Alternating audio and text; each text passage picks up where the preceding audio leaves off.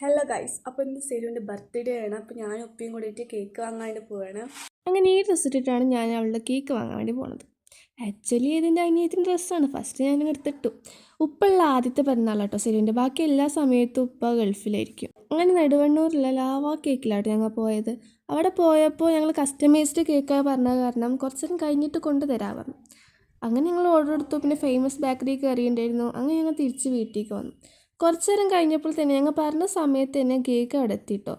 Correct ആ ഫോട്ടോയിലുള്ള അതേ cake വീട്ടിലെത്തിയപ്പോൾ തന്നെ ഞങ്ങളുടെ വീട്ടിലെ കുട്ടിപ്പട്ടാളൊക്കെ എപ്പോഴാണ് ഇത് മുറിക്കണത് കണ്ടിരിക്കുകയായിരുന്നു. ശരി, അവൾക്ക് ഗിഫ്റ്റ് കിട്ടിയ ഡ്രസ്സ് ഇട്ടിട്ട് വന്ന്.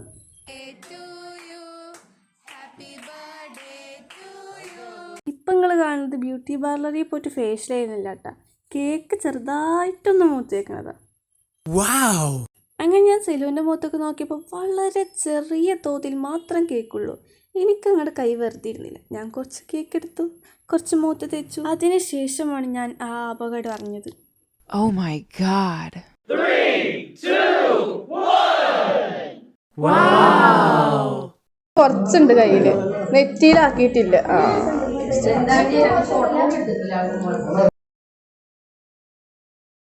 അങ്ങനെ ആ കലാപരിപാടികളൊക്കെ കഴിഞ്ഞപ്പോൾ അടുത്ത കലാപരിപാടിയിലേക്ക് ഞങ്ങൾ കടന്നു. നല്ല കുഴിമന്തിയും കഴിച്ച് അന്നത്തെ കാലം അങ്ങോട്ട് കഴിച്ചിലാക്കി.